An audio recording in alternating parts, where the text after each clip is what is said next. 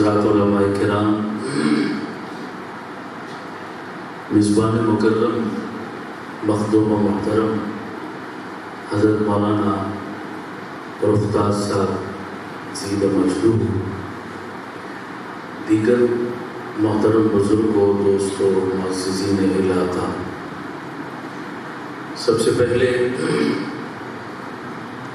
میں ان خوش نصیب بچوں کو، ان کے اساتذہ، والدین، معاونین، منتظمین، محبین، سب کو انتہائی مبارکباد پیش کرتا ہوں کہ آپ لوگ اس گلشن کی آبیاری میں اپنے جان، مال اور وقت کے ساتھ مصروف عمل ہیں۔ میری دعا ہے اللہ ان تمام محنتوں کو قبول فرما کر ہماری بخشش اور نجات کا سبب اور ذریعہ بنائے، اور اس ادارے کے فیض کو تا قیامت پورے علاقے کے لیے جاری اور ساری فرمائے، اور اس چشمے سے ہر گھر کو اور ہر فرد کو مستفید ہونے کی توفیق عطا فرمائے۔ وقت مختصر ہے، میں اپنے موضوع پر چند بنیادی اور اہم گزارشات بھی عرض کروں گا، اور اس کے ضمن میں پائے جانے والے کچھ اشکالات اور کچھ الجھنوں کو بھی حل کروں گا انشاءاللہ۔ بہت سے میرے بھائی اس مجلس میں ایسے ہوں گے جو کثرت سے ایسی مجالس میں پہلے بھی آتے ہیں، کچھ کبھی کبھار آتے ہوں گے، اور کچھ شاید ایسی محفل میں پہلی مرتبہ آئے، یعنی جمعہ تو پڑھتے ہوں گے لیکن جو مدرسے کی سالانہ تقریب ہے، ایسی سالانہ تقریب میں شاید پہلی مرتبہ شریک ہوئے۔ میں خاص طور پر ایسے بھائیوں کی توجہ چاہوں گا کہ میں مدارس کا ایک مقدمہ آپ کی خدمت میں رکھنا چاہتا ہوں، اور اس مقدمے کے ذریعے آپ کے ذہنوں میں پائی جانے والی الجھنوں کو بھی دور کرنا چاہتا ہوں۔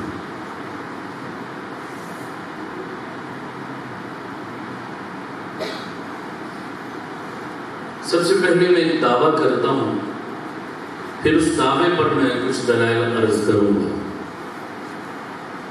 دعویٰ میرا یہ ہے، دنیا میں ہر چیز کے بغیر گزارا ہو سکتا ہے، مگر دین اور اہل دین کے بغیر گزارا نہیں۔ پھر دہراتا ہوں، ذرا غور کیجیے گا۔ دنیا میں ہر چیز کے بغیر گزارا ہو سکتا ہے، مگر دین اور اہل دین کے بغیر گزارا۔ میں مانتا ہوں ڈاکٹر ہمارے معاشرے کی ضرورت، مجھے اس سے بھی انکار نہیں، وکیل ہمارے معاشرے کی ضرورت، میں اسے بھی تسلیم کرتا ہوں کہ انجینئر بھی ہماری بنیادی ضرورت ہے، مگر یہ اور اس جیسے دیگر طبقات ہمارے معاشرے میں کسی کسی کی ضرورت ہے، ہر کسی کی ضرورت۔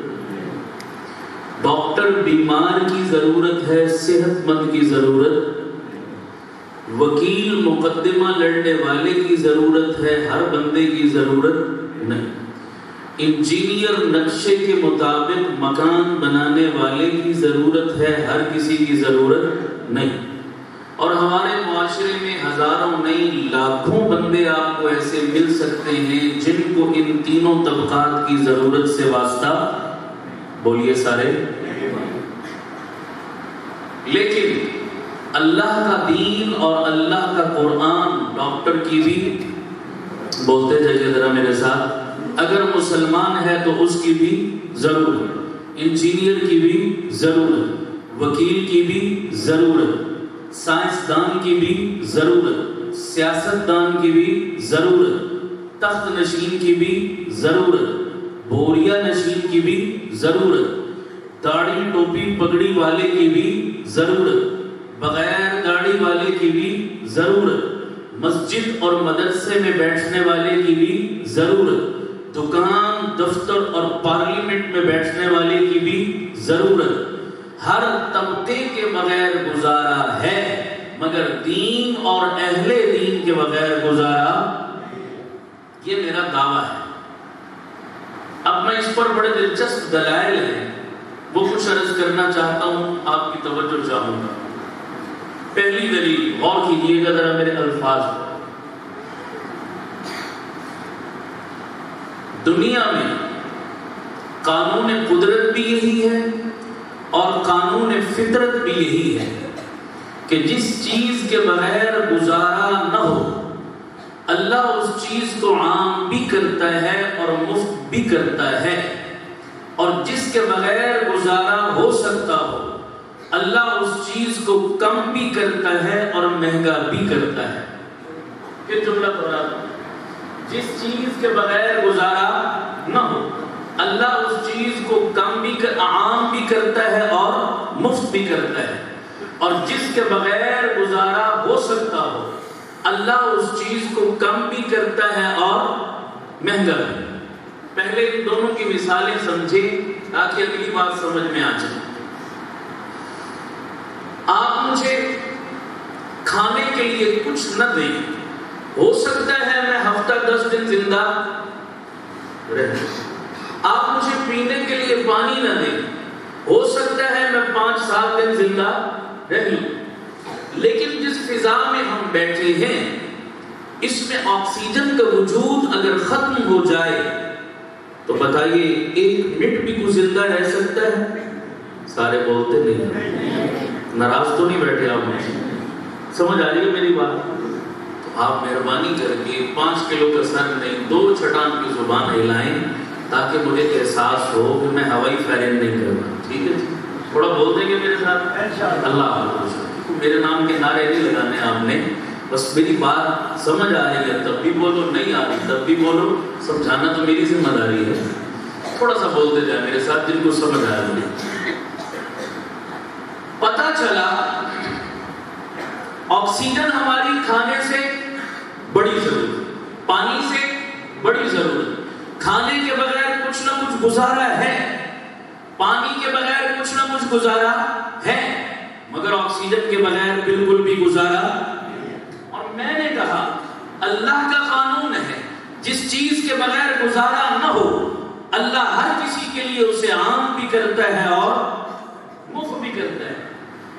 تو آکسیجن کے بغیر گزارا نہ تھا، اللہ نے پہاڑوں پر، میدانوں میں، جنگلوں میں، بیابانوں میں، ویرانوں میں، آبادیوں میں، صحراؤں میں، انسانوں میں، حیوانوں میں، دریاؤں کی سطح پر، سمندر کی سطح پر، زمین کے کونوں پر، امیر کے لیے، غریب کے لیے، حاکم کے لیے، رعایا کے لیے، پڑھے لکھے کے لیے، ان پڑھ کے لیے، مرد کے لیے، عورت کے لیے، ہر ایک کے لیے آکسیجن کو ہر جگہ پر عام بھی کر دیا اور مفت بھی کر دیا۔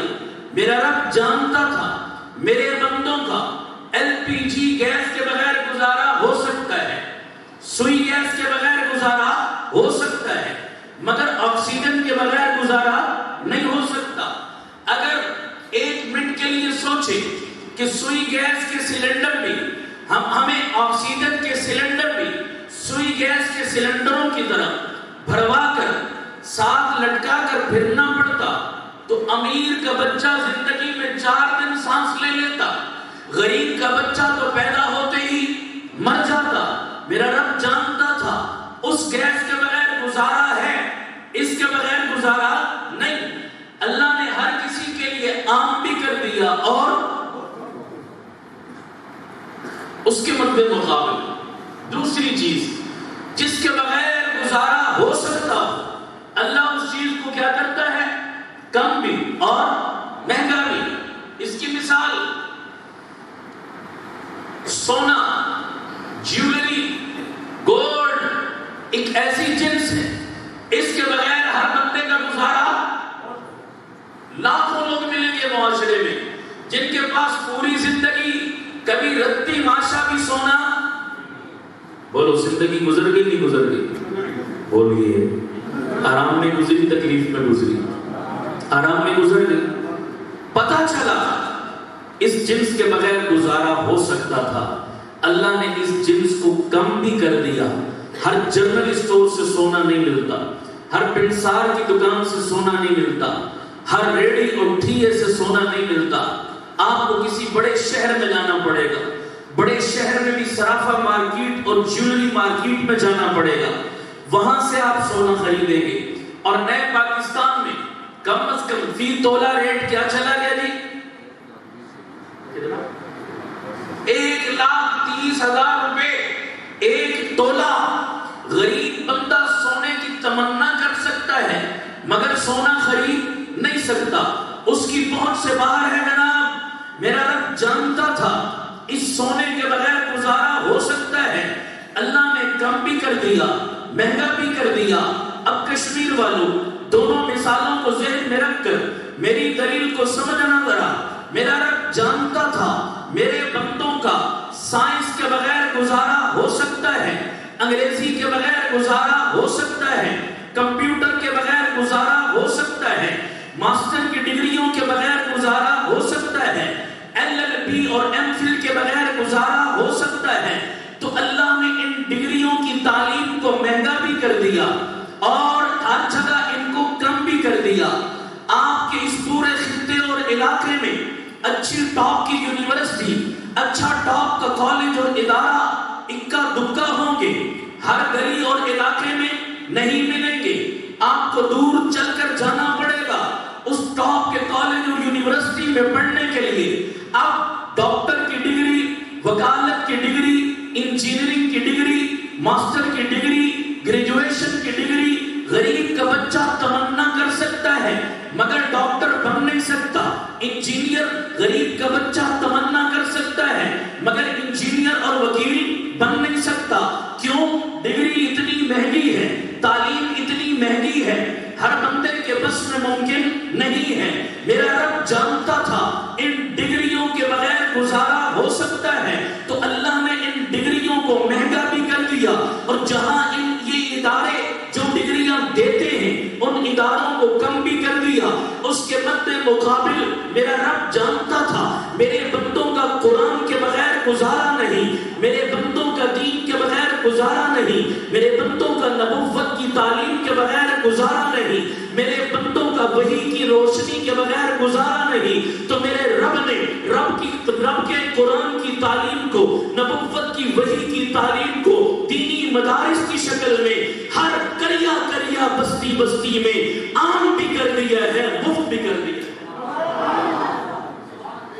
لیکن سمجھ آ رہی نہیں آ رہی؟ میرا رب جانتا تھا میرے بندوں کا قرآن کے بغیر گزارا نہیں، تو اللہ نے ہر گلی کوچے میں قرآن کی تعلیم کو دینی مدارس کی شکل میں عام بھی کیا۔ اور آپ کی اتنے بڑے علاقے میں ٹاپ کی یونیورسٹی اکا دکا شاید ہوگی، ٹاپ کا عصری ادارہ اچھی عصری تعلیم دینے والا اکا دکا ہوگا، لیکن آپ کے ہر گاؤں اور بستی میں قرآن کی تعلیم دینے والا ادارہ ہر جگہ موجود ہے، ہر کسی کی دسترس میں موجود ہے۔ آج کسی بندے کا بیٹا ڈاکٹر نہ بن سکا، وہ کہہ سکتا ہے جناب اس لیے نہیں بن سکا کہ میں غریب بندہ تھا، بچے کو یہ مہنگی ڈگری دے نہیں سکتا تھا۔ آج کسی بندے کا بچہ انجینئر اور وکیل نہ بن سکا، سمجھ میں آتی ہے کہ یہ ڈگری مہنگی تھی، میں غریب بندہ تھا، کہاں سے اپنے بچے کو وکیل اور انجینئر بناتا۔ لیکن دل پہ ہاتھ رکھ کے مجھے بتاؤ قیامت والے دن اللہ کی عدالت میں کوئی بندہ یہ کہہ سکتا ہے مولا میرا بیٹا حافظ نہ بن سکا اس لیے کہ مولانا مختار صاحب نے میرے علاقے میں جو مدرسہ کھولا تھا اللہ اس میں قرآن کی تعلیم اتنی مہنگی کر دی تھی، 5,000 روپیہ داخلہ لیتے تھے، 3,000-4,000 روپیہ مہینہ لیتے تھے۔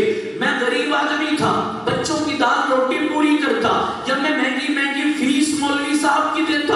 اللہ ان مولویوں سے پوچھ انہوں نے تیرے قرآن کی تعلیم کو مہنگا کر دیا تھا، اگر مہنگی نہ ہوتی تو مجھ غریب کا بچہ بھی حافظ بن جاتا، مجھ غریب کا بچہ بھی عالم بن جاتا۔ خدا کو گواہ بنا کر بتاؤ قیامت والے دن خدا کی عدالت میں کوئی بندہ یہ عذر کر سکتا ہے؟ بولو سارے، تیرا بیٹا ڈاکٹر نہیں بنا یہ تو سمجھ میں آتی بنتی ہے، تیرا بیٹا حافظ نہیں بن سکا، یہ سمجھ میں؟ یا کوئی بندہ یہ کہہ دے اللہ میں چاہتا تھا میرا بیٹا حافظ بنتا، میرا بیٹا عالم بنتا، لیکن میرا بیٹا بڑا لاڈلا تھا، دور کسی مدرسے میں بھیج نہیں سکتا تھا، اور قریب میرے علاقے میں کوئی مدرسہ تھا نہیں۔ اگر میری بستی اور علاقے میں کوئی دین کا مدرسہ ہوتا تو میں بھی اپنی اولاد کو یہ دولت دیتا۔ یہ عذر کر سکتا ہے؟ نہیں کر سکتا۔ تیرے علاقے میں یونیورسٹی نہیں، تیرے علاقے میں کالج نہیں، اس لیے تیرا بچہ ڈاکٹر اور انجینئر بننے سے رہ گیا، یہ تو سمجھ میں آتی ہے، لیکن آپ کا بیٹا اللہ کے قرآن کے زیور سے محروم رہ گیا، یہ سمجھ میں نہیں آتی۔ میرا رب جانتا تھا میرے بندوں کا قرآن کے بغیر گزارا نہیں ہو سکتا، اللہ نے ہر گلی کوچے میں عام بھی کر دیا ہے، مفت بھی کر دیا۔ دلیل سمجھ آئی؟ بولو بھائی، میرا مدعا اور دعویٰ کیا تھا؟ ہر چیز کے بغیر گزارا ہے، مگر دین کے بغیر اور اہل دین کے بغیر گزارا نہیں ہے۔ چلیے آگے چلتے ہیں۔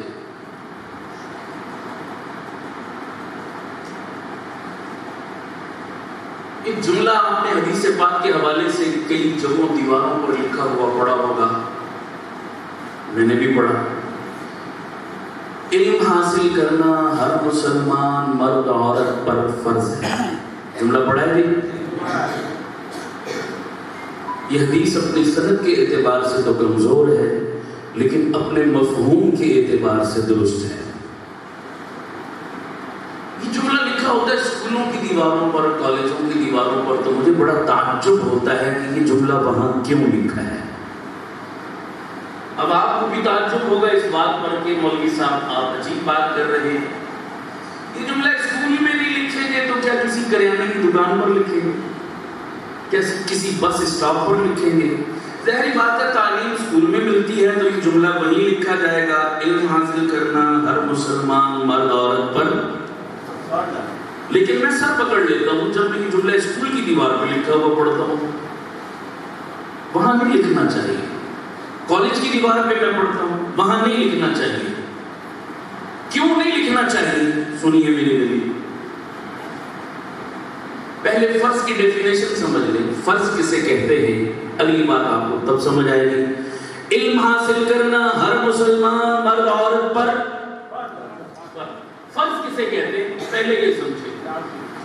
آسان تعریف کرتا ہوں تاکہ سب کو سمجھ میں آ جائے۔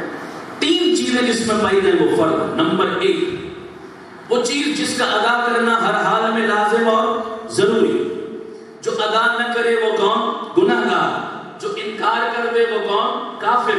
یہ تین شرطیں جس میں پائی جائیں وہ چیز کیا کہلاتی ہے؟ مثلا 5 ٹائم کی نماز ہم پر کیا ہے؟ بولو سارے، تو پڑھنا ہر حال میں ضروری، جو نہیں پڑھتا، جو انکار کر دے۔ رمضان کے روزے ہم پر کیا ہیں؟ وہ ہر حال میں رکھنا ضروری، جو نہیں رکھتا گنہگار، جو انکار کر دے کافر۔ پتہ چلا یہ تین شرطیں جس میں پائی جائیں وہ چیز کیا کہلاتی ہے؟ فرض۔ اب اس فرض کی تعریف کو ذہن میں رکھیے، آئیے جملے کی طرف۔ جملہ میں نے ایک اسکول کی دیوار پہ لکھا ہوا پڑھا، علم حاصل کرنا ہر مسلمان مرد عورت پر فرض ہے۔ میں اسکول کے اندر چلا گیا، میں نے دیکھا ایک درسگاہ ہے، استاد بچوں کو پڑھا رہے ہیں، ریاضی کا پیریڈ ہے، اور استاد صاحب تختہ سیاہ پہ، بلیک بورڈ پہ بچوں کو جمع اور منفی اور تقسیم کے قاعدے سکھا رہے ہیں کہ بیٹا 2 میں 2 جمع کرو تو 4 بنتا ہے، 4 میں سے 2 مائنس کرو تو پیچھے 2 بچتا ہے۔ یہ منفی اور جمع کے قاعدے پڑھائے جا رہے ہیں، اور باہر جملہ لکھا ہے علم حاصل کرنا ہر مسلمان مرد عورت پر فرض ہے۔ مجھے بتائیے کیا 2 جمع 2 4 کا سیکھنا ہر مسلمان مرد عورت پر فرض ہے؟ سارے بول دو، فرض تو نہ ہوا جناب۔ فرض کا چھوڑنے والا کیا کہلاتا ہے؟ گنہگار۔ اگر ہمارے معاشرے میں کوئی ایسا بندہ جس نے ریاضی چھوڑ رکھا ہے تو فرض چھوڑ رکھا ہے، تو ریاضی چھوڑنے والے کو ہم گنہگار کہہ سکتے ہیں؟ بولیے سارے، نہیں کہہ سکتے۔ اور اگر بالفرض اس مجمع میں کوئی بندہ کھڑا ہو کر کہہ دے میں تمہارے ریاضی کو نہیں مانتا، میں تمہاری جیومیٹری اور الجبرے کی تھیوریاں نہیں مانتا، تو فرض کا منکر کون ہوتا ہے؟ کافر۔ کیا الجبرے اور میتھمیٹکس کے منکر کو ہم کافر کہہ سکتے ہیں؟ نہیں۔ تو پتہ چلا فرض کی ڈیفینیشن اس پر ثابت نہ آئی۔ اس سے سمجھ میں آیا ریاضی کا سیکھنا اچھی بات ضرور ہے مگر فرض۔ کنسپٹ کلیئر ہو رہا ہے؟ آگے چلو۔ میں نے یہ جملہ لکھا ہوا پڑھا ایک میڈیکل کالج کی دیوار پر کہ علم حاصل کرنا ہر مسلمان مرد عورت پر فرض ہے۔ میں میڈیکل کالج کے اندر چلا گیا، اندر میری نظر پڑی ایک لیبارٹری پر۔ اس لیبارٹری میں ڈاکٹر حضرات عملی مشق کر رہے تھے، یعنی جو انہوں نے درسگاہ میں پڑھا، جو انہوں نے کتاب میں پڑھا، اس کی پریکٹیکل اور عملی مشق کر رہے تھے۔ اور ڈاکٹر عموماً اپنی عملی مشق کا آغاز مینڈکوں کے آپریشن سے کرتے ہیں۔ مینڈکوں کا آپریشن ہو رہا ہے، پریکٹیکل ہو رہا ہے، اور باہر جملہ لکھا ہے علم حاصل کرنا ہر مسلمان مرد عورت پر فرض ہے۔ کیا مینڈکوں کا آپریشن کرنا یا سیکھنا ہر کسی پر فرض ہے؟ بولو۔ ہم میں سے تو شاید کسی نے نہ سیکھا ہو نہ کیا ہو، تو فرض کا چھوڑنے والا کون ہوتا ہے؟ گنہگار۔ مینڈکوں کا آپریشن نہ کر کے کیا ہم سب گنہگار ہو گئے؟ بولیے سارے۔ اور اگر کوئی بندہ اس مجمع میں کھڑے ہو کر آپ کی میڈیکل سائنس کا انکار کر دے، جاؤ پورے پاکستان اور کشمیر کے حکیموں کو چیک کر لو، آپ کے حکیم سارے کے سارے آپ کی میڈیکل سائنس کو ایک منٹ بھی ماننے کے لیے تیار۔ آپ کے ہومیوپیتھک سے وابستہ طبقہ آپ کی ایلوپیتھک کو ماننے کے لیے تیار۔ تو فرض کا منکر کون ہوتا ہے؟ کافر۔ کیا میڈیکل سائنس کے منکر کو آپ کافر کہہ سکتے ہیں؟ نہیں۔ پتہ چلا میڈیکل سائنس کا سیکھنا اچھی بات ضرور ہے مگر فرض۔ سارے بولیے۔ فرض کی تعریف اس پر بھی ثابت نہ آئی۔ چلیے آپ پریشان نہ ہو جائیں کہ مولوی صاحب ہمارے پیچھے ہاتھ دھو کے پڑ گئے۔ چلیے میں اپنی برادری کی بات کرتا ہوں۔ حافظ قرآن کا بہت بڑا درجہ، بہت بڑا مقام، بہت بڑی شان، بہت بڑی فضیلت حافظ قرآن کی، مگر علماء موجود ہیں، پوچھ لیجئے حافظ قرآن بننا بھی فرض؟ ارے بولیے بھی فرض نہیں ہے۔ عالم دین کا درجہ اس سے بھی بڑا، مقام اس سے بھی زیادہ، شان اس سے بھی زیادہ عالم دین کی، مگر عالم دین بننا بھی سب پر فرض نہیں۔ اب پھر سوال پیدا ہوگا، مولانا آپ نے سب کی چھٹی کرا دی، ڈاکٹر بننا بھی فرض نہیں، انجینئر بننا بھی فرض نہیں، میڈیکل سائنس کا سیکھنا بھی فرض نہیں، عصری علوم پڑھنا بھی فرض نہیں، کالج یونیورسٹی جانا بھی فرض نہیں، حافظ بننا بھی فرض نہیں، عالم بننا بھی فرض نہیں۔ تو پھر نبی کی زبان سے اس جملے کا کیا مطلب جو حضور نے فرمایا کہ علم حاصل کرنا ہر مسلمان مرد عورت پر؟ پھر فرمان کا مطلب کیا؟ حضور نے یہ بات ایسے تو نہیں ارشاد فرما دی۔ بتائیے وہ کون سا علم ہے جو ہم پر فرض ہے؟ اللہ یہ کشمیر والے پوچھنا چاہتے ہیں، تو آئیے میں آپ کو بتاؤں۔ اللہ میرے ہر بھائی کو کم از کم 3 دن کے لیے تبلیغی جماعت والوں کے ساتھ جانے کی توفیق عطا فرمائے۔ مجھے آمین کہہ دو سارے، آمین کہہ دو۔ اللہ ہم سب پہ کرم کر دے۔ ہم نے بعض ہر طبقے نے دوسرے کی ٹانگیں کھینچی، لیکن بعض ہمارے کرم فرما اور مہربان ایسے ہیں جنہوں نے تبلیغی جماعت کو بھی معاف۔ حالانکہ میں کہتا ہوں تبلیغی جماعت تو ہومیوپیتھک دوائی ہے جس کا فائدہ تو ہے مگر کوئی نقصان، کوئی سائیڈ ایفیکٹ نہیں۔ ہومیوپیتھک دوائی تو فائدہ دیتی ہے بابا، ادھر تم تھپڑ مارو گے یہ تبلیغ والے دوسرا گال بھی کیا کر دیں گے، آگے کر دیں گے۔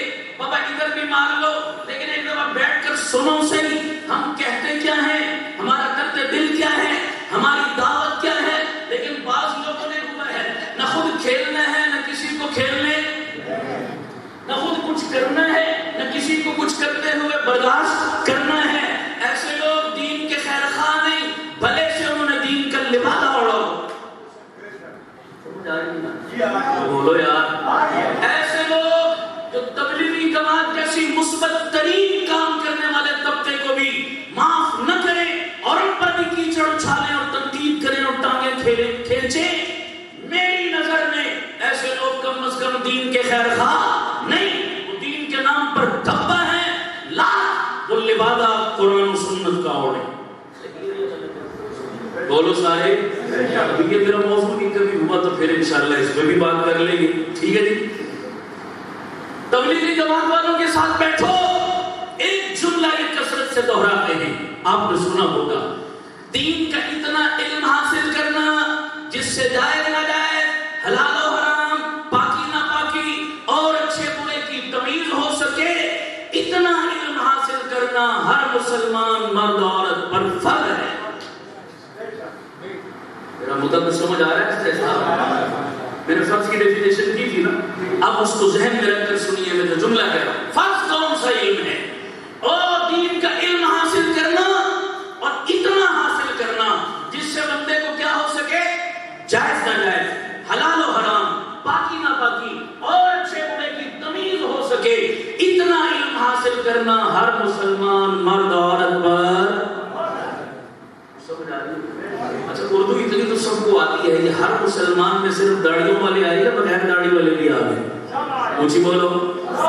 صرف مسجد اور مدرسے والے آئے گے, دکان اور دفتر اور کالج اور یونیورسٹی والے بھی آ گئے, سب آ گئے جناب, ہر مسلمان پر. چلیے تھوڑا سا اور کھول دو تاکہ کسی کو اتہام نہ رہے, وہ کون سا علم ہے جس کا سیکھنا ہم پر فرض قرار دیا ہے؟ نماز پڑھتے ہو؟ بولو جی. نماز میں سورۃ الفاتحہ پڑھتے ہو؟ بولو. ویسے تو امام نماز کی ہر رکعت میں سورۃ الفاتحہ پڑھی جاتی ہے, مگر امام کے پیچھے نہیں پڑھی جاتی. اللہ اس کے رسول نے منع فرمایا, امام کے پیچھے خاموش کھڑے رہو کہ امام تمہارا نمائندہ ہے خدا کے ہاں. امام کے علاوہ تنہا پڑھو تو ہر رکعت میں سورۃ الفاتحہ پڑھو, یہ اللہ کے نبی کا حکم ہے. سورۃ الفاتحہ کہاں سے شروع ہوتی ہے جی؟ بولیے گا ذرا, کون سا لفظ ہے؟ تھوڑا اور اونچا, تھوڑا اور اونچا. حضرت میں نے آپ سے مشدد کہلوایا, مجھے 2-3 طرح کی آوازیں آئیں. ایک الحمدللہ ہا, ایک آواز الحمد ہاں, 2 آنکھوں والی ہا, جیسے لفظ لاہور میں ہا آتی ہے الحمدللہ. صحیح لفظ ہے الحمد, ہا حلوے والی. ٹھیک ہے جی, الحمدللہ. اس کا معنی کیا ہے؟ تمام تعریفیں کس کے لیے؟ اللہ کے لیے. لیکن اکثر میرے بھائی پڑھتے ہیں الحمدللہ, جنہوں نے باقاعدہ کسی مدرسے میں قاری صاحب کے پاس بیٹھ کر قرآن نہیں سیکھا اور محلے کی کسی بوڑھی اماں سے, کسی بوڑھے ڈیٹ ایکسپائر بابا جی سے قرآن سیکھا, تو ان کی اسی طرح کی آوازیں نکلتی ہیں, پھر رنگ برنگی. سمجھ آ رہی؟ محلے کی ماسیوں اور بابوں سے انگریزی آج تک نہیں سیکھتے, کمپیوٹر آج تک نہیں سیکھتے, سوشل اسٹڈی آج تک نہیں سیکھتے. اس کے لیے تو مہنگے سے مہنگے اعلیٰ سے اعلیٰ ادارے کا انتخاب کرتے ہیں. ایک اللہ کا قرآن اتنا مظلوم رہ گیا کہ جو بابا اور ماسی جس کا اور کوئی کام نہیں ہوتا, وہ لوگوں کو کیا شروع کر دیتا ہے؟ بولو نا جی, کیا سب کو اس کی اجازت ہے؟ قرآن مذاق ہے کیا؟ جس بندے کا دل آئے وہی دکان کھول کر بیٹھ جائے. ہر چیز پر چیک اینڈ بیلنس اور معیار ہے. قرآن اور دین کے حوالے سے کوئی معیار نہیں. کسی کا دل چاہتا ہے قاری بن کر قرآن پڑھانا شروع کر دیتا ہے, کسی کا دل چاہتا ہے بخاری بغل میں دبا کر شام کو پارٹ ٹائم لوگوں پر فتوے لگانا شروع کر دیتا ہے. بخاری میں یہ لکھا ہے, آپ کو کیا پتا چلا؟ کئیوں کو بخاری کا بخار چڑھا ہوا ہے. اللہ دونوں کے شر سے ہماری حفاظت فرمائے, آمین کہہ دو. ہر طبقے میں ماہر کی طرف رجوع کیا جاتا ہے. اللہ قرآن و حدیث کو سمجھنے کے لیے بھی ماہرین کے دروازے پر آنے, ان کی ماننے اور ان کے پیچھے چلنے کی توفیق عطا فرمائے, آمین کہہ دو. تو میں عرض کر رہا ہوں, ہر کسی کو حق نہیں. یہ اس طرح کی آوازیں تبھی نکلتی ہیں جب کسی مستند قاری صاحب کے پاس نہ پڑھیں. اور سنیے کتنی خطرناک بات, میں پوری ذمہ داری سے بتا رہا ہوں. الحمد, الحمد اس کا معنی تمام تعریفیں اللہ کے لیے, اور الحمدللہ 2 آنکھوں والی ہاں پڑھتے ہیں, اس کا معنی بنتا ہے تمام موتیں اللہ کے لیے. نعوذ باللہ. کفریہ معنی کی طرف اللہ کی نسبت. یاد رکھیے, نماز میں بندہ ایسی فحش غلطی کرے, ایسی یادیں جلی کرے جس سے لفظ کا معنی بدل جائے, تو بندے کی نماز شکل میں لپیٹ کر اس کے منہ پر مار دو, اس نے غلط الفاظ کے ساتھ نماز پڑھی. قل هو اللہ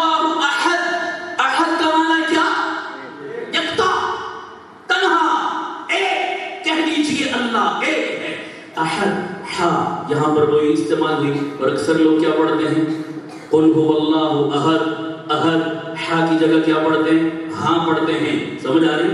احد کا معنی ایک، احد کا معنی نعوذ باللہ ثم نعوذ باللہ بے وقوف، کہہ دیجیے اللہ بے وقوف ہے، کفر معنی کی نسبت اللہ کی طرف کر رہا ہے اور خوش ہو رہا ہے کہ میں تو نماز پڑھ کے آیا، اللہ کہتا ہے نہیں قبول ہی نہیں ہے۔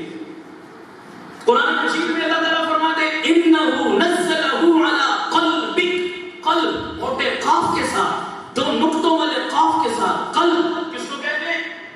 دل کو کہتے ہیں۔ انہو نزلہ علی قلبک، اللہ قرآن میں کہہ رہا ہے اے نبی ہم نے یہ قرآن آپ کے دل پر اتارا، آپ کے سینے پر اتارا، قلب موٹے قاف کے ساتھ۔ لیکن اکثر لوگوں کو یہ شعور ہی نہیں، وہ موٹے قاف اور چھوٹے قاف میں تمیز نہیں کرتے، اور موٹے قاف کو بھی کیا پڑھتے ہیں بھائی قلب، قلب عربی زبان میں چھوٹے قاف کے ساتھ کتے کو کہتے ہیں، نعوذ باللہ ثم نعوذ باللہ۔ ہم دعا کرتے رہے، وہ دغا سمجھتے رہے، فقط ایک نقطے نے محرم سے مجرم بنا، ایک لفظ کا فرق لگا اور معنی کہاں سے کہاں چلا گیا، ورنہ محرم اور مجرم میں کچھ زیادہ فرق لفظ کے لکھنے میں نہیں، لیکن معنی میں تو زمین و آسمان کا فرق ہے۔ بابا کتنا کفریہ معنی اور نماز اس طرح پڑھتے ہو، یہ صحیح الفاظ کی ادائیگی کے ساتھ نماز پڑھنا یہ وہ علم ہے جس کا سیکھنا ہر مسلمان مرد عورت پر فرض۔ وہ آ رہی ہے سمجھ نہیں آ رہی؟ حال اپنا یہ ہے کہ اپنی الحمد سیدھی نہیں نکلتی، اور گالیاں کس کو دیتے ہیں؟ مولویوں۔ انگلی کس پہ اٹھاتے ہیں؟ مولویوں۔ گھر جس کی بیوی بات نہیں سنتی وہ بھی کس پہ شیر ہوتا ہے؟ مولوی صاحب۔ مجھے لگے ہاتھ ایک بات یاد آ گئی تو میں عرض کروں، آپ محبت رکھنے والے لوگ ہیں اسی لیے یہاں بیٹھے ہیں، میں عمومی بات عرض کر رہا ہوں، بہت سارے ہمارے، اور میں نے تجربہ کیا، میں پورے ملک میں پھرتا ہوں، میں نے دیکھا مدرسے اور مولوی اور داڑھی اور ٹوپی پر اکثر وہی لوگ تنقید کرتے ہیں جنہوں نے ساری زندگی مدرسے کے اندر قدم بھی نہیں رکھا ہو۔ سوشل میڈیا، فیس بک، اینکر پرسن، صحافی، دانشور، سیکولر لوگ، ان کا تجزیہ، ان کا تبصرہ، ان کی تقریر، ان کی تحریر سن سن کر مولویت اور مدرسے سے بدظن اور بدگمان ہو گئے۔ ہمارے اسلام آباد میں کچھ عرصہ پہلے ایک تقریب منعقد ہوئی، ایک پروگرام ہوا، پروگرام کرنے والے میزبان جو تھے وہ میڈیا کے لوگ تھے، صحافی لوگ تھے۔ انہوں نے پروگرام آرگنائز کیا اور مختلف طبقہ زندگی کے لوگوں کو انوائٹ کیا، مجھے بھی انہوں نے دعوت دی، میں بھی چلا گیا۔ اللہ کی شان کے اس پورے محفل میں اس حلیہ والا میں ہی تھا، داڑھی ٹوپی میں فقط میں تھا، باقی سارے پینٹ شرٹ اور ماشاءاللہ ٹائیں شائیں لگا کر بیٹھے تھے۔ خیر بیٹھے، محفل کا موضوع بڑا دلچسپ تھا، مجلس کا موضوع تھا کہ آج کے دور میں مولوی اور مدرسہ قوم اور سوسائٹی کو کیا دے رہا ہے، یہ محفل کا کیا تھا موضوع۔ اور مزے کی بات، جتنے لوگ تھے میرے علاوہ سب سیکولر، سیکولر سمجھتے مذہب بیزار، مذہب دشمن، کلمہ تو پڑھتے لیکن مذہب سے انہیں کوئی دلچسپی اور ہمدردی نہیں، وہ یہود و نصارہ کے نظام سے خوش، اس طبقے کے لوگ۔ اور موضوع بھی بڑا ایسا دلچسپ ان کو ملا جناب، آج کے دور میں مولوی اور مدرسہ قوم کو کیا دے رہا ہے؟ ظاہری بات ہے سب کی توقع کرو، میری طرف بھی تھا جناب، وہ خوب گدے پر سے جناب اور فائرنگ کی انہوں نے۔ ان کی گفتگو اور تفصیل میں نہیں جاتا، خلاصہ اور تمام کی گفتگو کا خلاصہ یہ تھا کہ آج کے دور میں مولوی اور مدرسے کا سوسائٹی میں کوئی کردار، مولویوں کا کام سوائے چندے مانگنے کے اور کچھ بھی نہیں۔ یہ رمضان کا مہینہ آتا ہے تو یہ زکوٰۃ اور فطرانہ جمع کرنے کے لیے نکل پڑتے، بقرہ عید کا موقع آتا ہے ان کو قربانی کی چمڑوں کی فکر لگ جاتی ہے، اکا دکا والدین اگر اپنے بچوں کو مدرسوں میں داخل کرا بھی دیں تو ان بچوں کو بھی کس کام پر لگائے رکھتے ہیں؟ یہ چندہ جمع کرو، کھالے گڈی کرو، چمڑے جمع کرو، جا یہ اتنا کچھ کر سکتے ہیں۔ پوچھو ان مدرسوں والوں سے جا کر آج تک ان مدرسوں سے کتنے ڈاکٹر پیدا ہوئے، کتنے انجینئر بن کر نکلے، کتنے وکیل انہوں نے تیار کیے؟ نتیجہ بالکل صفر ہے۔ ہمارا بس چلے تو ہم ان مدرسوں کو تالے لگا کر ان مولویوں کو جیل کی سلاخوں کے پیچھے ڈال۔ یہ ان کی گفتگو کا کیا تھا جی؟ خلاصہ۔ یہ تو وہ تھا جو باہر آیا، جو اندر تھا پتہ نہیں وہ کیا کچھ ہو گیا جناب۔ میں تو بڑا پریشان ہو گیا۔ آخر میں جب میرا نمبر آیا میں نے کہا بھائی صاحب ہے، میں ایک بات دلیل سے کروں گا، اگر مطمئن ہو جاؤ تو ٹھیک، ورنہ میری کوئی زبردستی اور ناراضگی نہیں ہے، میری دلیل بھی آپ سن لیں۔ پہلے سوال آپ نے کیا مجھ پر کہ جی آپ بتائیں کہ آج کے دور میں مولوی اور مدرسہ قوم کو، میں نے اس کا جواب میں بعد میں دوں گا، پہلے میرا بھی ایک آپ سے سوال ہے۔ کہنے لگے کہ نہیں پہلے آپ جواب دیں، ہم نے سوال کیا۔ میں نے کہا میرے سوال کے جواب پہ ہی تمہارے سوال کا، مولوی صرف جواب دینے کے لیے تو پیدا، مولوی کو منہ میں کیا رکھتا ہے؟ بولو بھائی، تو مولوی صاحب کو بھی کسی پر سوال کا اتنا ہی حق ہے جتنا کسی کو مولوی صاحب پہ ہے، ساری زندگی مولویوں سے سوال اور مسئلے۔ میں نے کہا پہلے میرا ایک سوال ہے، اس کا جواب دو، پھر میں تمہارا جواب دوں گا۔ کہنے کے لیے کیا سوال سننا؟ میں نے کہا کہ آپ یہ کہہ رہے ہیں کہ مولوی اور مدرسہ قوم کو کیا دے رہا ہے، پہلے میرا سوال ہے مجھے بتاؤ یہ قوم مولوی اور مدرسے کو کیا دے رہی ہے؟ توجہ ہے؟ بولو یار، پہلے میرا یہ سوال ہے بتاؤ یہ سوسائٹی اور قوم مدرسے کو کیا دے رہی ہے؟ میں نے کہا چلو باقی چیزوں میں بعد میں جاؤں گا، یہی 3 چیزیں لے لیتے ہیں جو آپ نے بھی بتائی، زکوٰۃ، فطرانہ اور قربانی کی کھال، یہ 3 چیزیں آپ نے گنوائی ہیں، چلو انہیں کو چیک کر لیتے ہیں جناب۔ میں نے کہا اپنے ایمان سے بتاؤ یہی 3 چیزیں 100 میں سے کتنے بندے ہیں جو باقاعدگی سے دیتے ہیں اور کتنے ہیں جو دیتے ہی نہیں؟ میں نے کہا میں مجموعی ریشو نکالوں پورے معاشرے کی تو 100 میں سے 90 بندے یہ تینوں چیزیں دیتے ہی نہیں۔ صحیح کہہ رہا ہوں غلط کہہ رہا ہوں؟ خود ہی جان چھڑا لیتے ہیں ہیلوں بہانوں سے، نہ زکوٰۃ دیتے نہ کبھی قربانی کی نہ فطرانہ دیا، 90 بندے دیتے ہی نہیں۔ کتنے دیتے ہیں 100 میں سے؟ بہت مشکل 10 بندے دیتے ہیں۔ اچھا وہ جو 10 دیتے ہیں ان 10 میں سے بھی کئی ایسے ہیں جو عمران خان کے چہیتے ہیں جناب، وہ اپنے یہ تینوں چیزیں کس کو دیتے ہیں؟ شوکت خان، ایسے ہی ہے نا جناب؟ کئی ایسے ہیں جو عیدی جیسے ویلفیئر اداروں کو اور NGOs کو یہ تینوں چیزیں دے دیتے ہیں۔ کئی ایسے ہیں جو اپنے گاؤں اور علاقے کی کسی بیوہ اور یتیم کو یہ تینوں چیزیں دے دیتے ہیں۔ جب یہ تقسیم ہوتے ہوتے ہوتے ان 10 میں سے مدرسے کے حصے میں کتنی بچی؟ بمشکل ایک یا 2۔ صحیح ہے یا غلط ہے بھائی؟ اتنی تقسیم ہوئی جب تو پھر مدرسے کے حصے میں یہ تینوں چیزیں کتنی آئی؟ بمشکل 2-3 بندے آئے۔ 100 میں سے 3 بندوں نے یہ 3 چیزیں مدرسے کو دی۔ اب اگلی بات بتاؤ، ہر ہفتے دیتے ہو یہ تینوں چیزیں؟ ہر مہینے دیتے ہو؟ ہر 6 ماہ بعد دیتے ہو؟ کتنے عرصے بعد؟ بولو۔ سال کے بعد 100 میں سے 3 بندوں نے یہ 3 چیزیں اگر مدرسے کو دے بھی دی تو اس کو تعاون کہتے ہوئے شرم تو آتی ہے نا میرے خیال میں؟ نہیں آتی؟ جن کو آتی ہے بولو نا جی، آتی ہے نا جناب؟ اللہ کرے ہمیں شرم آ جائے تو پھر تو حالات ہی بدل جائیں گے انشاءاللہ۔ ہم اور کہاں خرچ کرتے ہیں اور اللہ کے گھر کے ساتھ، مجھے معاف کرنا میں کسی فرد کی بات نہیں کر رہا، بہت سے لوگ ہیں جو تن من دھن لٹاتے ہیں اللہ کے گھر پر، میں عمومی بات کر رہا ہوں، میرے خیال میں کچھ زیادہ غلط تو نہیں کہہ رہا نا جی؟ ایسی ہے یہ 5000 روپے والا نوٹ اور 20 روپے والا نوٹ آپس میں دونوں رشتے دار لگتے ہیں نہیں لگتے؟ چگلے ملتی ہے نا کافی، ہے جی؟ دونوں اکٹھے ہو گئے نا ایک جگہ، گپ شپ ہوئی، جب دونوں جدا ہونے لگے نا تو 5 والا نوٹ 20 والا نوٹ 5000 والے سے کہنے لگا یار آپ سے گپ شپ کر کے بڑا مزہ آیا، اپنا ایڈریس تو بتاؤ، آئندہ ملنا ہو کہاں ملو گے؟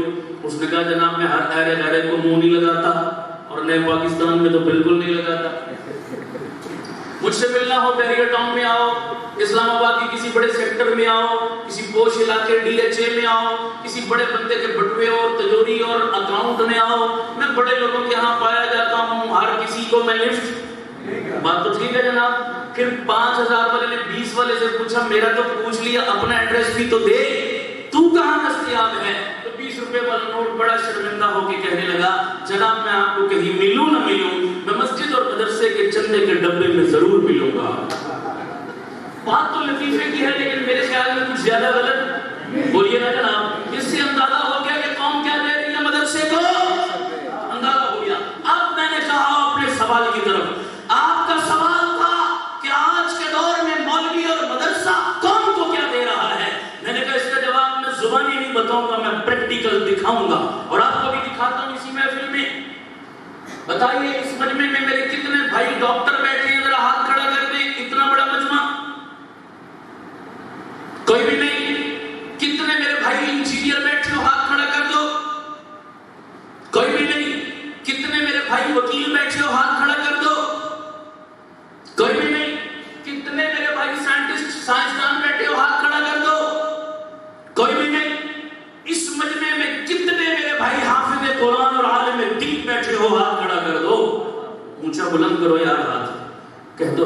اللہ. پتہ نہیں آپ کا دل خوش بھی ہوا میرا خیال.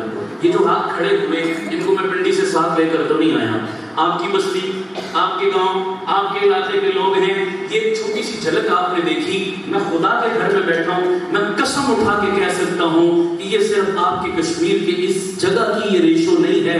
آپ کراچی سے لے کر پشاور اور گلگت تک چلے جاؤ، خدا کی قسم مولوی اور مدرسے کا یہ کردار آپ کو ہر گلی اور محلے میں نظر آئے گا.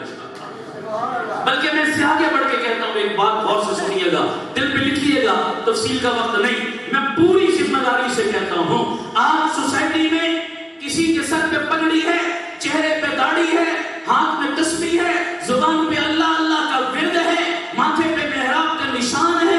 یہ مسجد نمازیوں سے آباد ہیں، یہ مسجد کے میناروں سے اللہ اکبر کی صدائیں ہیں، یہ چھوٹے چھوٹے بچوں کے سینوں میں اللہ کا قرآن ہے، یہ تبلیغی جماعت کی نقل و حرکت ہے، یہ ماؤں بہنوں کے چہروں پہ پردہ ہے، یہ مردوں کی آنکھوں میں حیا ہے.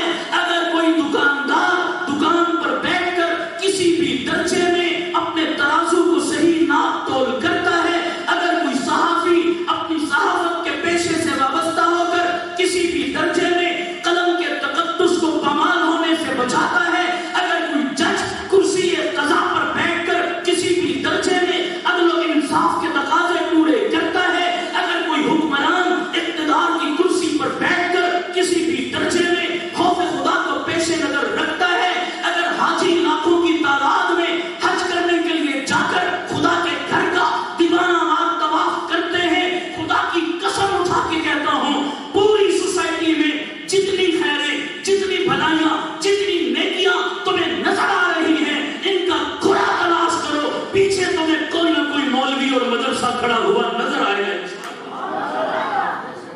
بولو میں نے صحیح کہا غلط کہا؟ میں نے جتنی چیزیں گنوائی ہیں میں چیلنج کر کے کہتا ہوں، ان تمام چیزوں کا کریڈٹ آپ اپنی حکومت وقت کو دے سکتے ہیں. اونچی بول دو سارے. آپ اپنے علاقے کے M L A M P A کو دے سکتے ہیں. آپ اپنے علاقے کے کسی بڑے سرمایہ دار کو دے سکتے ہیں. نہیں ہونا تو یہ چاہیے تھا یارو. بھاری بھاری فنڈ مولوی کو نہیں ملے، بڑی بڑی بنی ہوئی عمارتیں مولوی کو نہیں ملی، بھاری بھاری مراعات مولوی کو نہیں ملی، T A D A allowances اور گاڑیاں مولوی کو نہیں ملی، نوکر چاکر مولوی کو نہیں ملے، حکومت وقت کی سرپرستی مولوی کو نہیں ملی، حکومت وقت کی پشت پناہی مولوی کو نہیں ملی. مولوی کے حصے میں تو رکاوٹیں آئی، مولوی کے حصے میں تو ملامتیں آئی، مولوی کے حصے میں تو تنقید آئی. مولوی نے مٹھی مٹھی آٹے کی بھیک مانگی، زکات جمع کی، فطرانے اور قربانی کے چمڑے اکٹھے کیے، لوگوں کے تانے اور تنقید برداشت کی. کسی نے اس کو ملا کہا، کسی نے صوفی کہا، کسی نے مسجد کے ٹکڑوں پہ پلنے والا کہا، کسی نے دقیانوس کہا، کسی نے بیکورڈ کہا، کسی نے پتھر کے زمانے کی پیداوار کہا، کسی نے جدید دور کے تقاضوں سے ناآشنا کہا. دہشت گردی کے بچے اس پر کٹے، فور شیڈول کے مقدمے اس پر بنے، مقامی ایس ایچ او سے لے کر امریکہ تک پوری دنیا اس ملا کے درپے، اس ملا کے مخالف. مولوی نے تانے سن کر، تنقید سن کر، جبر برداشت کر کے، روکی سوکی کھا کے، تیرے اسکول کے گیٹ پہ کھڑے ہونے والے ایک چپڑاسی سے بھی کم تنخواہ لے کر رب کے قرآن کو سینے سے لگا کر کریا کریا بستی بستی نگر نگر محمد کے قرآن اور فرمان کو پہنچا کے چھوڑا ہے. بولیے پہنچایا نہیں پہنچایا؟ خدا کو گواہ بناؤ یار، انصاف کر کے بتاؤ.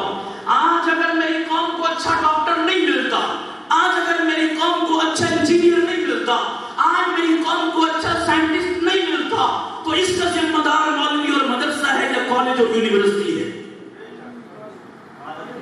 بولتے نہیں سارے. مولانا استاد صاحب یہ مدرسہ چلا رہے ہیں، کبھی انہوں نے آپ سے کہا ہو بھائیو اپنے جگر کا ٹکڑا مجھے دو، اپنا بیٹا میرے حوالے کرو، میں اسے ایم بی بی ایس کرواؤں گا، میں اسے ایل ایل بی کرواؤں گا، میں اس کو ماسٹر کی ڈگری دلواؤں گا، میں اسے دنیاوی علوم و فنون پڑھاؤں گا؟ یہ دعویٰ کیا کبھی؟ مجھے بولو نہیں کیا یہ دعویٰ. کیا بولتے ہیں؟ آؤ اپنے جگر کے ٹکڑے ہمارے حوالے کرو، حافظ قرآن بنائیں گے، قاری قرآن بنائیں گے، عالم دین بنائیں گے، مفتی وقت بنائیں گے، دین کا خادم بنائیں گے، عاشق رسول بنائیں گے، دین کا پہرے دار بنائیں گے. بتاؤ مولوی نے جو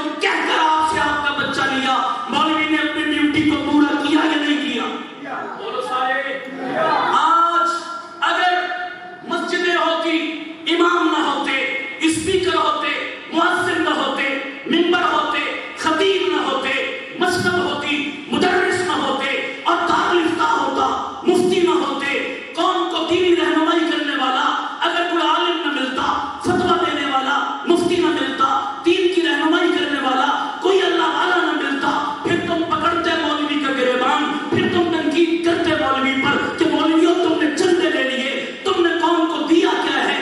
میرے بزرگ بیٹھے ہو، میری بات کی تائید کرو گے۔ آگے ماہ رمضان آ رہا ہے، آج سے 30-40 سال پیچھے چلے جاؤ، 30-40 سال پہلے جب ماہ رمضان آتا، مسجدوں کی کمیٹیوں والے اور علاقے کے ذمہ دار لوگ سر جوڑ کر بیٹھ جاتے تھے، اور یارو رمضان آ گیا ہے، وہ حافظ قرآن تلاش کر کے لاؤ جو تراویح میں ہمیں قرآن سنا دے۔ پورے علاقے میں کسی ایک مسجد میں تراویح میں ختم قرآن ہوتا تھا، باقی تمام مسجدوں کے اندر 10 سورتیں پڑھ کے گزارا ہوتا تھا۔ اور یہ ایسا تھا یا نہیں تھا؟ پہلے مسجدیں بے شمار تھی، حافظ کوئی نہیں ملتا تھا، اور آج اپنی آنکھوں سے میں نے دیکھا ایک ایک مسجد میں 10-10 جگہ تراویح ہو رہی ہے۔ مسجد کے حال میں الگ ہے، صحن میں الگ ہے، برآمدے میں الگ ہے، گیلری میں الگ ہے، دائیں بائیں کے کمروں میں الگ ہے۔ آج مسجدیں کم پڑ گئی ہیں، حافظوں کی تعداد زیادہ ہو گئی ہے۔ ابھی 1 سال کی پروگرس بتا رہا ہوں، چھوڑ دو باقیوں کو، میں باقیوں کی بھی بات نہیں کرتا، ہر طبقہ اپنی جگہ محنت کر رہا ہے۔ ہمارا تعلق علماء دیوبند سے ہے۔ پاکستان کے اندر اور کشمیر کے اندر مدارس کا سب سے بڑا نیٹ ورک چلانے والے وفاق المدارس العربیہ جو مدارس کا تعلیمی بورڈ ہے، دیوبندی مسلک کو ریپرزینٹ کرتا ہے۔ اس مسلک کے تحت ابھی 1 ماہ پہلے سالانہ امتحان ہوئے۔ یہ چھوٹے چھوٹے بچے جنہوں نے اس 1 سال میں قرآن مجید مکمل کر کے وفاق المدارس بورڈ کا امتحان دیا، ان کی تعداد 90,000 ہے۔ کتنی تعداد ہے؟ 90,000 عالم اور 35,000 عالمات اور عالم اس قوم کو تیار کر کے دیے۔ پھر بھی جو اٹھتا ہے کہتا مولوی اس قوم کو کیا دے رہا ہے؟ کچھ سمجھ آ رہی نہیں؟ سعودی عرب میں قرآن نازل ہوا، سعودی عرب عربی زبان والا ملک، سعودی عرب دین کا مرکز جہاں سے پوری دنیا میں دین پھیلا، وہاں جو چند مدارس کام کر رہے ہیں، حکومت کی سرپرستی ہے، ریال ملتے ہیں، بھاری بڑی تنخواہیں، تمام سہولیات ہیں، اس سب کے باوجود سعودی عرب میں 1 سال میں 5,000 حافظ تیار ہوتے ہیں۔ کتنے؟ بولو کتنے؟ 5,000 کہاں اور 90,000 کہاں؟ وہاں حکومت کی امداد ملتی ہے جہاں زکات کے ٹکڑے جمع ہوتے ہیں، لیکن ریزلٹ بھی تو دیکھو ظالموں، مولوی نے اگر تم سے زکات مانگی ہے اس سے کئی گنا بڑھ کر تمہیں ریزلٹ بھی تو دیا ہے، تم اس کا اعتراف کرنے کے لیے تیار نہیں ہو۔ بالکل اگر پاکستان اور کشمیر کے خطے میں علماء اور مدارس کا وجود نہ ہوتا، بخدا میں اللہ کے گھر میں بیٹھا ہوں، شاید پاکستان کا دینی نقشہ یہ نہ ہوتا۔ کون سی وہ کوشش ہے جس کو سیکولر بنانے کی نہیں کی گئی اور نہیں کی جا رہی؟ اب یہ میرا وقت نہیں، ورنہ میں اس پر بھی دلائل دیتا۔ بات سمیٹتا ہوں میں، آخری گزارش، یارو مدارس ہمارے مقصد ہیں یا نہیں؟ بولو اور اونچی آواز سے بولو، مت کہو کہ مولویوں نے اور مدرسوں نے ہمیں کیا دیا۔ میں آخری گزارش کر رہا ہوں، بات سمیٹ رہا ہوں، توجہ چاہوں گا آپ کی۔ یہ جو بچے پڑھ کے جا رہے ہیں ان کے والدین سے بھی درخواست کروں گا، ان بچوں کو رستے میں نہ چھوڑنا۔ حافظ بنایا ہے، نیت کرو عالم بھی بنائیں گے انشاءاللہ۔ توڑ پہنچانا ہے، ان بچوں کو واپس دنیا کے اندر دھکا مت دینا۔ حافظ قرآن سینے میں اللہ کا قرآن اور کریانے کی دکان کھول کے بیٹھا ہو، سجتا ہے؟ بولو نا جی، جچتا ہے؟ میں بھی فتویٰ نہیں لگا رہا کہ حافظ کے لیے کریانے کی دکان کرنا ناجائز ہے، فتویٰ نہیں لگا رہا، لیکن جچنا بھی نہیں یارو، غیرت کے بھی خلاف ہے۔ میں حضروں نہ اٹک کا علاقہ، حضروں یہاں رمضان کے مہینے میں گئے، بوڑھے بابا جی کھیت میں کام کر رہے ہیں۔ میں نے کہا بابا جی اتنے ضعیف کمزور، کام کی عمر نہیں، آپ کا کوئی بیٹا نہیں ہے، آپ خود کام کر رہے ہیں، کیوں؟ بابا جی نے مجھے ہلا کر رکھ دیا، کمال جواب دیا۔ کہنے لگے نہیں مولانا میرے 4 بیٹے ہیں۔ تو میں نے کہا 4 جوان بیٹوں کے ہوتے ہوئے آپ اس بڑھاپے میں خود کھیت میں رمضان میں روزہ رکھ کے کام کر رہے ہیں، کیوں؟ بابا جی نے کمال جواب دی، کہنے لگے مولانا میرے 4 بیٹے ہیں، چاروں قرآن کے حافظ اور دین کے عالم ہیں، ان سے خدمت لیتے ہوئے مجھے حیا آیا، مجھے ان سے خدمت لیتے ہوئے حیا آتی ہے، میرا دل گوارا نہیں کرتا، بوڑھا ہوں، ہمت نہیں ہے، لیکن خود کھیت میں کام کرتا ہوں، بچوں کو میں کہتا نہیں، اگرچہ وہ خود میری خدمت کرتے ہیں، میں نہیں کہتا۔ میں نے کہا بابا جی آپ تو روزہ رکھ کے تھک جاتے ہوں گے؟ کہتے ہیں ہاں، میں جب گھر جاتا ہوں میں شام کو چور ہو جاتا ہوں، تھک کے روزہ بھی ہوتا ہے، پھر تراویح پڑھنے کی ہمت نہیں ہوتی میرے اندر، لیکن کیا کروں، اللہ کا حکم ہے، تراویح تو پڑھنی ہے۔ اب مسجد میں جاتا ہوں، 20 تراویح بظاہر بڑا پہاڑ لگتا ہے، لیکن جب مسجد میں جاتا ہوں نا تو امام کے پیچھے میرے 4 بیٹے کھڑے ہوتے ہیں، تراویح شروع ہوتی ہے، 4 رکعت مصلی پہ ایک بیٹا، پھر اگلی 4 دوسرا، پھر اگلی 4 تیسرا، پھر اگلی 4 چوتھا. جب مصلی رسول پہ میرے چاروں بیٹے قرآن سناتے ہیں، خدا کی قسم میری ساری تھکاوٹ اتر جاتی ہے. میں پھر سے جوان ہو جاتا ہوں. یارو نیت کرو ان بچوں سے دنیا نہیں کمانی، ان سے آخرت کی کمائی کروانی ہے انشاءاللہ. نیت کرتے ہو نا سارے، آخرت کی کمائی کرانی ہے. دنیا تو میرے رب نے جو مقدر میں لکھی ہے ملے گی انشاءاللہ. یہ اور احساس کمتری کا شکار بھی نہیں ہونا. سنو ایک بات کہتا ہوں، نبی کا غلام کسی سے متاثر ایمان ہے نا ہمارا، ہم اس سے متاثر کرنے والے ہیں. انگریزی بولنا، 4 ڈگریاں لے لینا، 4 عہدے منصب لے لینا، یہ ہمیں متاثر نہیں کرتا. اچھی بات ہے، ہم متاثر نہیں ہوتے اس سے. ہمارے سینے میں اللہ کا قرآن ہے. خدا کی قسم اس سے بڑی کوئی دولت لاکھوں کائنات کا بندہ ہے جو اس دولت کا مقابلہ کر سکے نہیں ہے. احساس کمتری نہیں، سیلف کانفیڈنس. خود اعتمادی بھی کسی چیز کا نام ہے یارو. ہمارے تبلیغی جماعت کے بڑے بزرگ گزرے مفتی زین العابدین صاحب ابھی چند سال پہلے ان کا انتقال ہوا، فیصل آباد میں فرمانے لگے. ہمارے فیصل آباد کی یونیورسٹی اندر سالانہ پروگرام تھا، انہوں نے مجھے بھی دعوت دی. ہم پروگرام میں بیٹھے تھے، بیچ میں چائے کا وقفہ ہوا تو مہمانوں کی آپس میں ہیلو ہائی ہوئی. تو مجھے وہ مہمان جو کالج یونیورسٹی کی فیلڈ کے لوگ تھے مجھے کہنے لگے مولوی صاحب آپ ایک مدرسہ چلاتے ہیں، ہم ایک کالج اور یونیورسٹی چلاتے ہیں، وہ بھی تعلیمی ادارہ یہ بھی تعلیمی ادارہ ہیں، دونوں تعلیمی ادارے، مگر دونوں میں فرق کیا ہے؟ ہمیں فرق بتائیے. میں نے کہا بہت سارے فرق ہیں. کہا جی فار ایگزامپل بتائیے کیا فرق ہے دونوں میں. میں نے کہا سنیے، پہلا فرق یہ ہے آپ کے اسکول میں جب بچہ پہلے دن اسکول جاتا ہے تو بازار سے کتابیں لیتا ہے، کتابیں بستے میں ڈالتا ہے، اور بستہ کہاں ڈالتا ہے؟ بولو. مفتی صاحب فرمانے لگے جو علم پہلے دن پس پش چلا گیا اس علم پر عمل کرنے کی توفیق خاتمے ملے گی. والے لوگوں کی باتیں بھی بڑی ہوتی ہیں. فرمانے لگے اس کے مد مقابل میرا بچہ مدرسے میں جب داخل ہوتا ہے نا تو پہلے دن اس کے ہاتھ میں قاعدہ اور سپارہ ملتا ہے. یہ پہلے جا کر وضو کرتا ہے، اپنے آپ کو پاک کرتا ہے، پاک کر کے پھر چوم کر یہ اس قرآن کو سپارے کو آنکھوں سے لگا کر سینے سے چمٹاتا ہے. جو قرآن میرے بچے کی ساری زندگی سینے سے چمٹا رہتا ہے، اللہ اس قرآن کا نور اس کے سینے کے اندر بھی منتقل کر دیتا ہے. اسے عمل کی بھی توفیق دے دیتا ہے. یہ قرآن کی طرف پیٹ کے پیچھے رکھنا تو دور کی بات پیٹ کرنا بھی گوارا. یہ پہلا فرق ہے. دوسرا فرق ہے تیرے کالج یونیورسٹی میں جب تک میرے مدرسے میں جب تک تھا اچھا خاصا انسان تھا، تیرے کالج یونیورسٹی میں پہنچا اچھا خاصا جانور بن گیا. انہوں نے کہا مولانا یہ آپ نے بڑی سخت بات کہہ دی، یہ کیا بات؟ انہوں نے کہا میری دلیل سنو. کہا کیا دلیل؟ کہا میرے مدرسے میں جب تک تھا کھاتا پیتا بھی بیٹھ کر تھا اور تبھی ضرورت سے فارغ بھی بیٹھ کر ہوتا تھا. تیرے کالج میں پہنچا تو کھاتا بھی کھڑے ہو کر اور فارغ بھی. یہ دونوں کام کون کرتا ہے؟ چپ کر دے. جانور کھانا اور پینا کھڑے ہو کر اور فطری ضرورت سے فارغ ہونا کھڑے ہو کر. یہ خصلتیں انسان کی ہیں یا جانور کی؟ میں نے تو مدرسے میں اس کو بٹھایا تھا، تم نے کھڑا کر دیا. یہ دوسرا فرق ہے. تیسرا فرق کہا میں جو مدرسے میں پڑھاتا ہوں یہ مردانہ علم ہے اور جو تم اسکول کالج میں پڑھاتے ہو یہ زنانہ علم ہے. کہا مولوی جی بادشاہ بندے ہو، یہ زنانہ مردانہ کی تفریق یہ کہاں سے ڈالی؟ کہا دلیل ہے سننا. بڑی پیاری دلیل. کہا دلیل ہے سننا. یہ دنیا میں جس گھر میں ہم رہتے ہیں گھر کے اندر کی چیزوں کا علم مرد کو زیادہ ہے یا عورت کو؟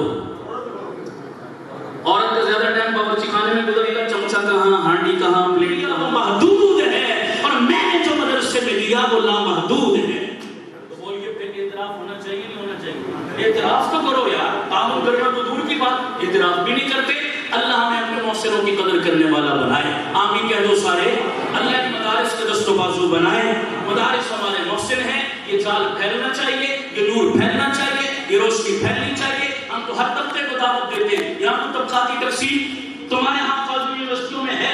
یہ بلوچ والی، یہ سندھ والی، یہ پنجاب والی، فلاں کا اتنا کوٹا، فلاں علاقے میں نہیں جا سکتا. یونیورسٹیوں میں طلبہ تنظیمیں بنی ہوئی ہیں جو لسانیت پر، قومیت پر، صوبائیت پر مبنی ہے. بتائیے مدرسے نے آج تک ایسا کچھ بولا نہیں. یہاں کالا آئے، گورا آئے، امیر آئے، غریب آئے، پنجابی آئے، پٹھان آئے، بریلوی آئے، اہل حدیث آئے، دیوبند والا آئے. اور میں ہاتھ جوڑ کے کہتا ہوں خدا را یہ تقسیمیں باہر چھوڑ دو.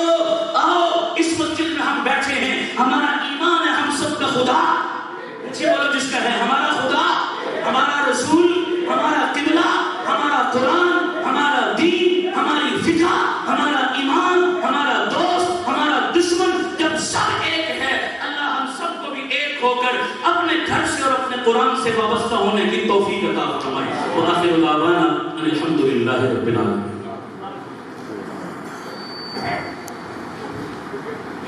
حضرت کا شکریہ ادا کریں. جناب 2-3 منٹ کے لیے مولانا فرید الدین حقانی صاحب تشریف لاتے ہیں.